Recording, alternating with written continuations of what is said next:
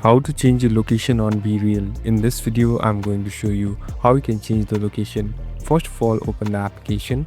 Now here on the right bottom, you can see a profile icon. Simply tap on your profile icon. Now here on the right top, you'll be able to see settings. Tap on settings. So here in your settings interface. Again, on the top, you'll be able to see your username and profile.